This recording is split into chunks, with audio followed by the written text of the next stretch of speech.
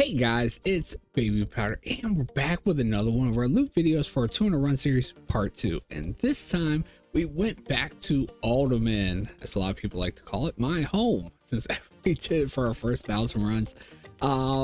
This time around it was, I feel like, pretty good. Once we get into the loot, it's going to look pretty good, but it was pretty rough to actually get the runs completed. It started out good. There were no issues. I was getting the runs done in like 10 runs in a little less than 50 minutes, and then all of a sudden we got hit with this horrible loading screen. It would like lock up for like 2 minutes, kick me out. If you guys are watching the stream, you know it happened, and luckily enough, right at the very end of the last stream, it stopped doing it, and then my last 10 runs it actually stopped doing it. But yeah, for like the last 100, or say the last 80 runs, it was pretty long due to the fact that we kept getting that loading screen issue. But we got them all done. That's the main part. We got some loot, and we'll be looking to see if, you know, one, we got any rich purples, if we got any supers or Jinsus or anything big like that. Of course, you know, may have gotten some of that stuff if you watched the stream. So again, guys, if you do get a chance, come try to check me out on stream. You can see me as I'm doing this stuff live, ask questions and all that good stuff. But anyway, as far as Uldaman goes, it was a lot of fun. I do love doing Uldaman. I feel like it's a great dungeon to actually get like the classic patterns, not just because getting them from the chests and things, although this one actually does drop like the iron lock boxes, which I feel like are like some of the best lock boxes for getting patterns and things as well. It also gets, you know, drops the patterns and things off the mobs. Like when I did it for the 1,000 runs, we got like 4 rich purple silk shirt patterns. We got 3 of those patterns off of mob drops, not out chests. The first one did come out of the chest, but other than that, I mean, when you go to RFK, mostly you're just opening the chest and hoping to get a rich purple when you're farming it there. So I feel like this is a better route to go with that. Plus you do have a chance for a super, but it is pretty long, you know, if you do go a few runs without getting any drops, and that does tend to happen a lot in here because the super drops are super rare because they do not drop that often. So but anyway, guys, with all that being said, if you do enjoy these videos, go ahead and smash that big thumbs up, and also hit that subscribe button, and do not forget to hit the notification bell so you are alerted when I come out with the next one, which next week we will be doing the Botanica and doing Set That Calls. So 2 ones we didn't do for season 1.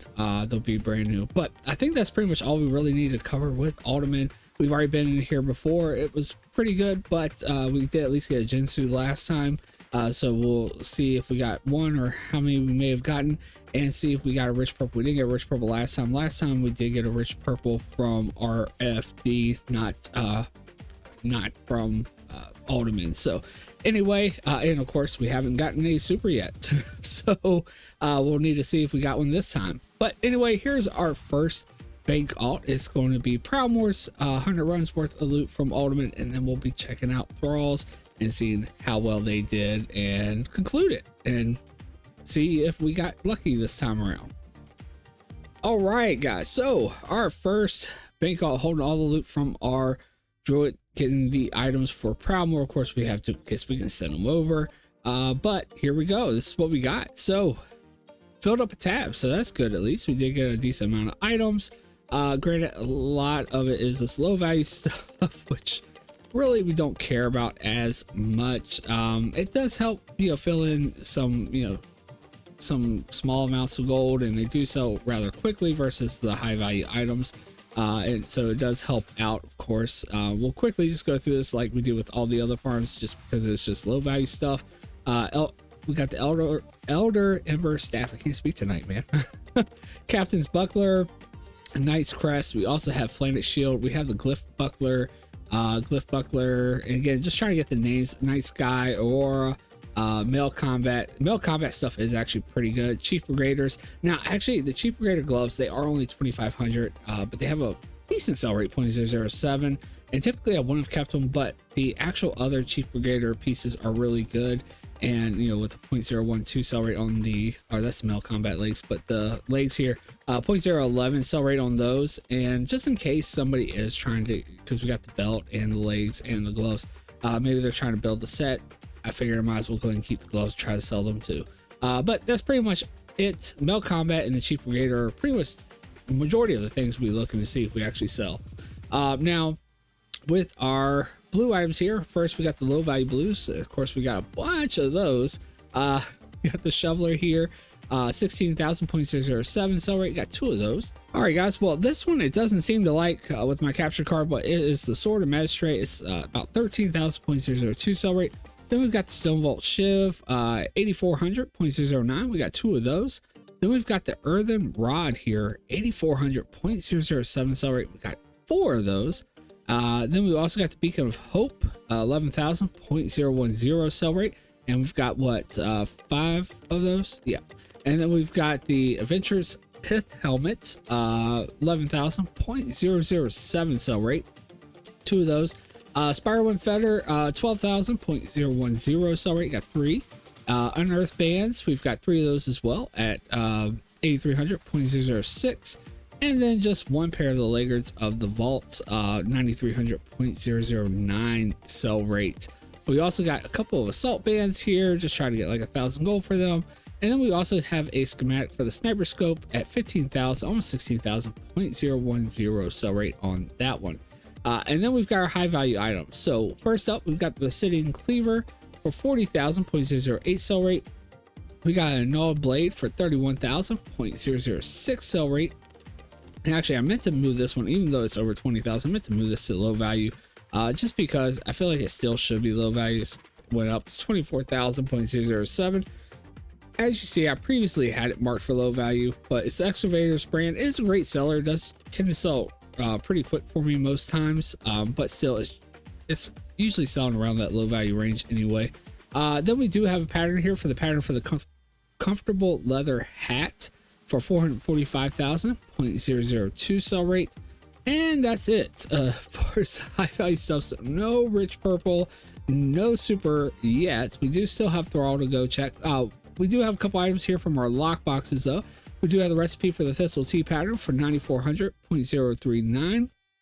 We also have the Chief Brigader girdle. So again, same low value pieces we're really seeing.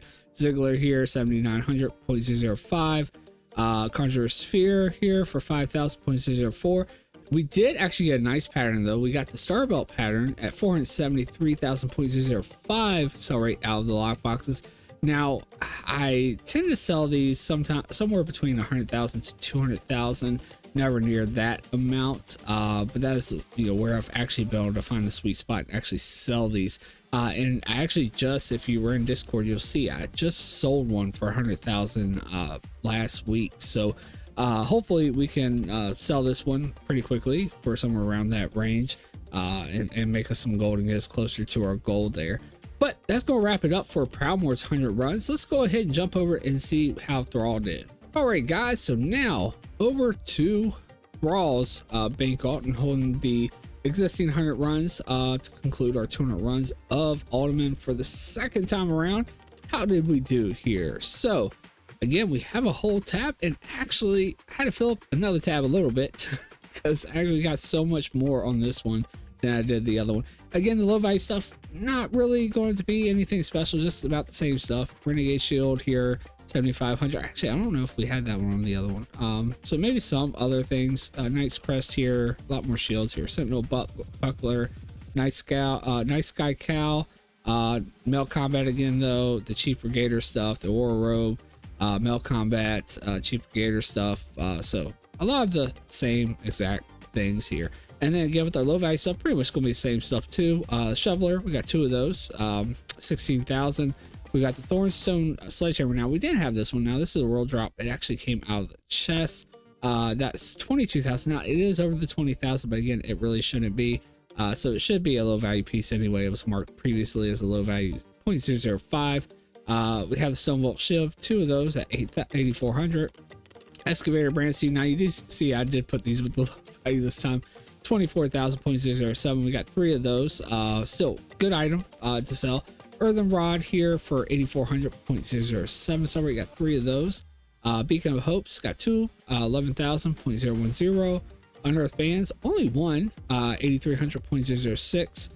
Spiral Feather, we got 2 of those, 12,000.010. We did actually get 3 of the laggards of the vault on this one, 9,300.009. So these are unique too. Energy Cloak, 8,900.003. We actually got 3 of those. And then just a Blazing Emblem here, which we'll possibly try to get like 1,000 gold for, since it's a trinket. Now, on to our exciting items. So we got our high value items here, and actually did a lot better on this one too with this. All right, sorry guys, but the caption card also does not like this one right here at the top. It is the Witch Fury. It's right below 30,000. It's a 0.006 sell rate. It's just a world drop though, so nothing too amazing there. So we'll skip over that one. Then we've got the Stonevolt Bone Breaker here. It does have 1 shared appearance there, but 155,000.003 sell rate on that one. We also did get another Jinsu sword, so hopefully we can get a quick turnaround on this one and help us get to that goal a lot faster this week coming up. 302,000.011 sell rate, and of course it is unique. We also got 2 of the Null Blades, 31,000, a unique item, 0.006 sell rate. And we got skull plate bracers here at 124,000.006 sell rate. Bunch of shared appearances though, unfortunately. And then we've got our patterns here. Now, I did put this one up in the patterns too, because I mean, you have to forge it.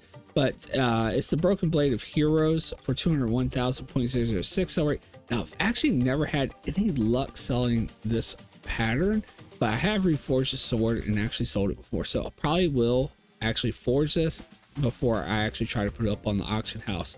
But 201,000.006, and we've got the pattern for the Star Belt pattern for 473,000.005. So we got Star Belt patterns on both realms now. This one did actually drop though, versus that one coming out of one of the lock boxes. And then we did get a pattern for the Guardian Belt here for 65,000.003 sell rate. And we got the pattern for the Rich Purple Silk Shirt.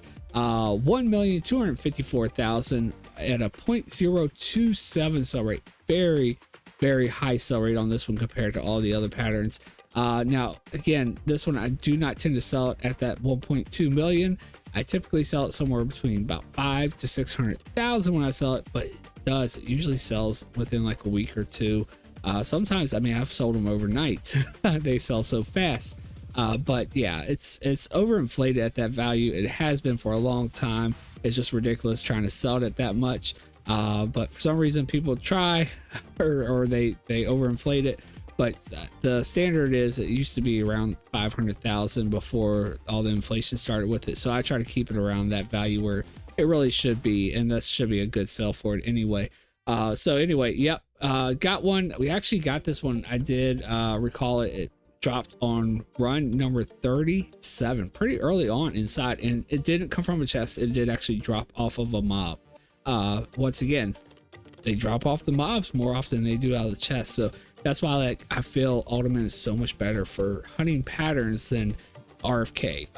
Although, you know, of course, RFK does have very, very nice drops, and it's another good reason to go in there and try your luck with the chests in there to try to get some of these patterns. So anyway, as far as the lockboxes, we were a little unluckier with the lockboxes with this one. We just got a couple of low value pieces, just some Jouster Greaves and an Insignia Buckner. So just some low value pieces, no patterns, no nothing outside of that. But anyway, really good that we got another Jinsu. We can try to sell that and the Rich Purple Silk Shirt pattern. Hopefully, if we can sell both of those this week coming up, I mean, that should put us over our goal, just those items alone. Of course, you know, along with whatever else we can sell, hopefully we can maybe even reach that 1 million in 1 week. Of course, you know, you can't really count on that. It all depends on if we can sell those items. Even with those high sell rates, there's competition and other things too that come into play that keep you from possibly making those sales that fast. So anyway, guys, that's going to pretty much wrap it up. We did get a few materials and things from chests and things, so not really going to expect much to back us up with materials, but every little bit does help. Hopefully it'll still be better than what we got last time from Self-Rack, because we really didn't get nothing there. But anyway, guys, again, if you do enjoy these videos, go ahead and smash that big thumbs up. Let me know that you like it. Also, do not forget to hit that subscribe button and the notification bell so you don't miss the next one. That's going to do it on this one. And I hope to see you all in the next video. and live sometime on Twitch. Take care, guys.